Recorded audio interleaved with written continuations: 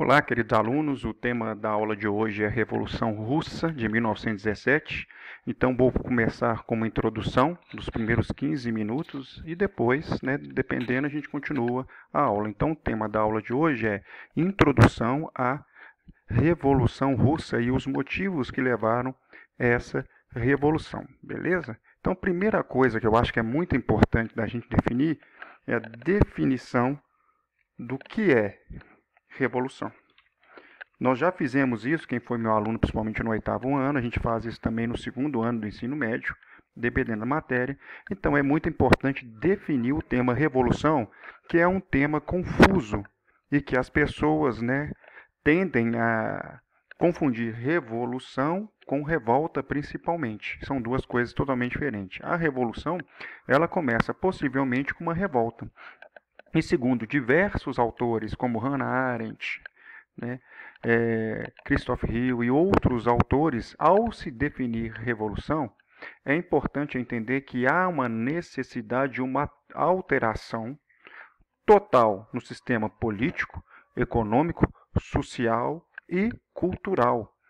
Quando eu falo cultural, me refiro a todo tipo de coisa inventada pelo ser humano, desde religião, todo o sistema. Ou a religião muda ou ela deixa de existir. No caso da Rússia, na Revolução, ela tenta deixar de existir.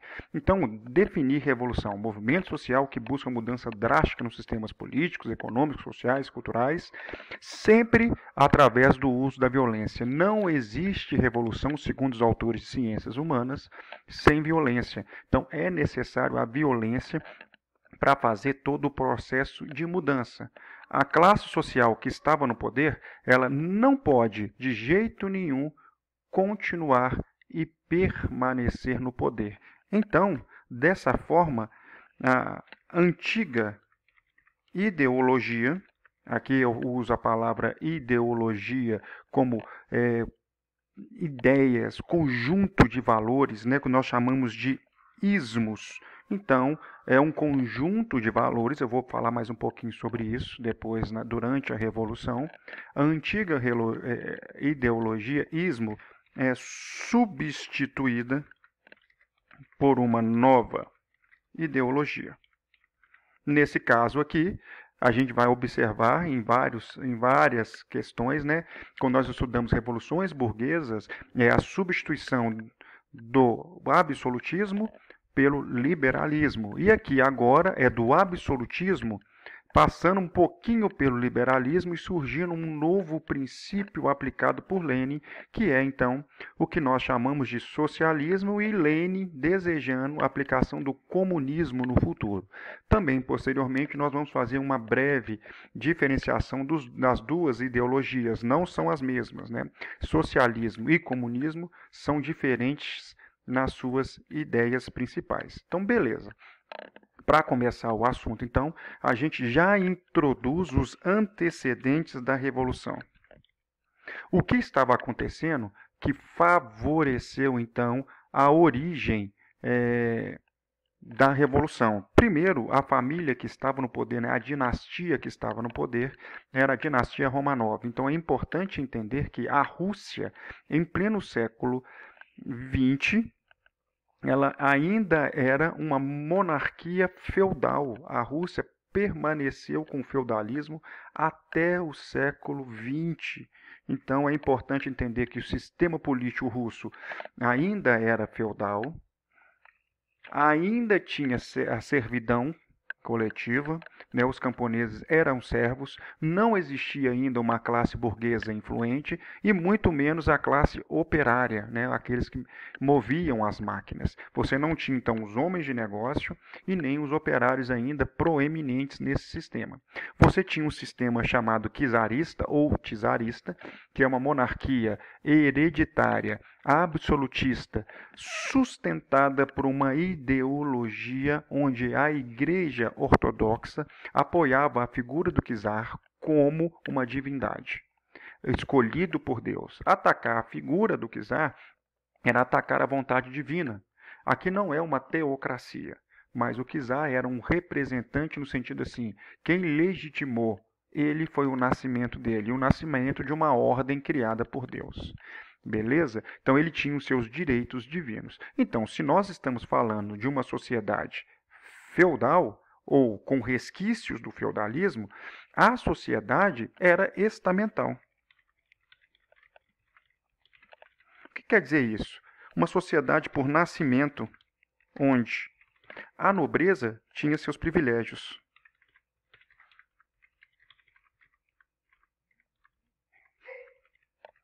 Uma sociedade por sangue.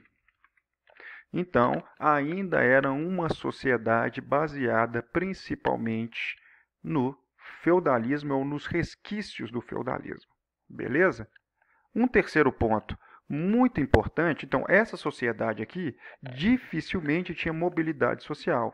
Então, se surgisse, por exemplo, os homens de negócio ou qualquer outra classe social nesse sistema, ela continuaria então lá embaixo na classificação. Ela não poderia mover. Eu vou mostrar isso para vocês agora numa pirâmide social. Beleza? Vou introduzir uma pirâmide social, que é muito legal, né? E vou te mostrar uma imagem mostrando essa questão principalmente das classes sociais. Então, se eu pegar para vocês verem aqui, ó, vou colocar sociedade. Tá aí. Você tem aqui, então, uma charge que foi muito usada, né? A nobreza atrás, com chicote. A igreja junto ao czar de amarelo, ou czar sentado. E os camponeses, a massa pobre, cansada, né, e explorada, sustentando esse sistema. Então a gente pega principalmente a pirâmide. Deixa eu colocar a pirâmide aqui para vocês.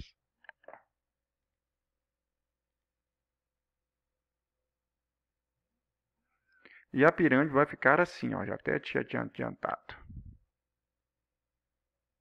Olha lá. O que você tem então de pirâmide? Você tem no ápice da pirâmide, em cima, o clero, porque ele determina a mente das pessoas, ele determina aquilo que é certo e que é errado.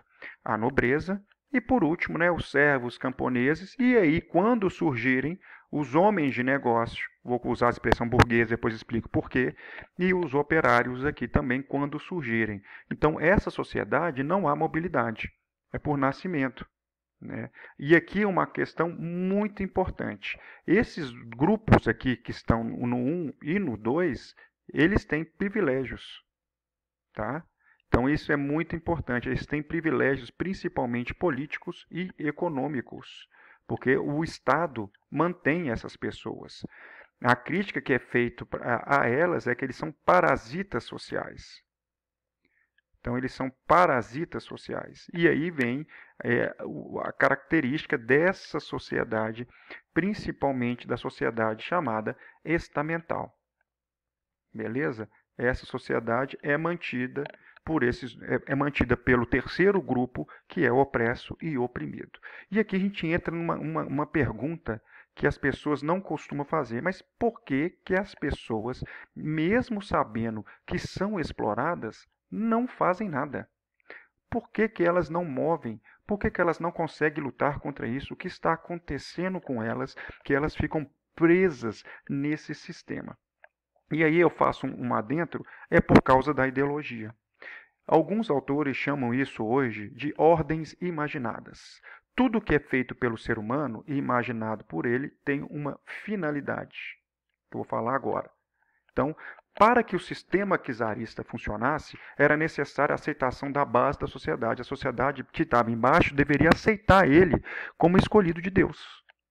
Então, pode-se inferir que, a partir disso, isso é uma espécie de dominação, uma ideia criada em que as pessoas estão inseridas nela e não percebem que aquilo é uma espécie de dominação. A gente chama isso de uma ordem imaginada. Nesse caso aqui, essa ordem imaginada que domina os homens é a religião.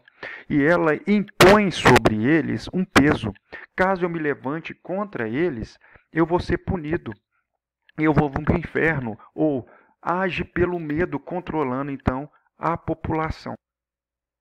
Então, vamos definir o que é uma ordem imaginada. Porque ela está tão dentro, presente na nossa cultura. Cultura é uma ordem imaginada. Como nós nascemos nela e acreditamos que muitas coisas que é dito a nós é verdade, a gente não consegue perceber que nós estamos sendo dominados por ela. E aí é uma questão séria. A gente, dominado por essa ideologia, então, vive dentro dela e não percebe que está sendo dominado. Então, o que seria essa ordem imaginada e qual que é o papel dela na sociedade, principalmente? Então, aqui que eu já separei para vocês características interessantes. Olha só. Definindo uma realidade imaginada e como é que ela, então, promove o controle. Beleza? Então, olha que legal. Toda ordem imaginada, ela tem uma finalidade. A primeira finalidade é controle. Então, a ordem imaginada é uma criação humana a respeito de algo, surge com as interações humanas, culturas. Ela tem a finalidade, primeiro, de controle de grupo. Ela cria uma ficção e você passa a acreditar nessa ficção como verdade. Tá?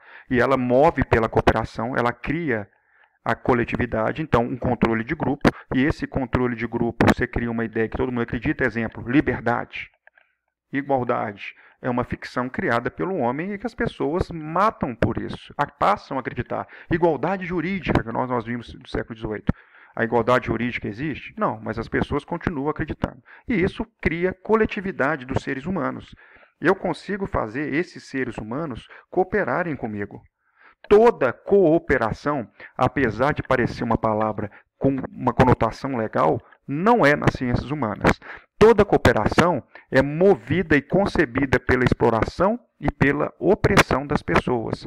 Ela nem sempre é voluntária e raramente igualitária. Você move, você coopera porque existe uma ideia sobre você que te obriga a fazer isso. Isso é interessante.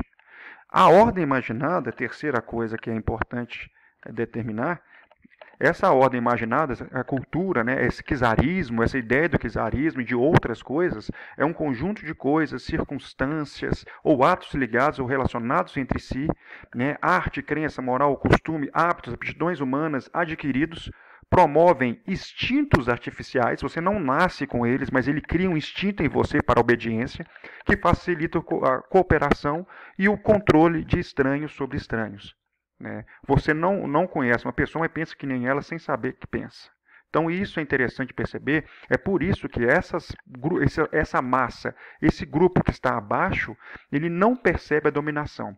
Então é necessário criar uma nova ordem imaginada para questionar esses valores antigos ou uma ação que mostre, então, essa situação. Então é importante entender que nesse momento você está tendo um czar uma Rússia vivendo no czarismo, atrasada diante de outros grupos europeus, outros países europeus, oprimindo o camponês, sem nenhuma técnica de produção. Então vai existir uma atitude do czar tentando modernizar a própria Rússia que encontrava-se atrasado, para iniciar então um processo de modernização e colocar a Rússia frente às outras nações europeias. Quando o czar promove essa modernização, trazendo as indústrias para dentro da Rússia, ele cria duas novas classes sociais. Os homens de negócio, dono das empresas, e os operários que trabalham para os homens de negócio dentro das empresas. Ou seja, ele, sem querer, cria duas classes revolucionárias dentro da Rússia e o bicho vai pegar. E isso é o assunto da próxima aula, onde eu vou apresentar essas classes sociais. Beleza? Um abraço e até a próxima aula.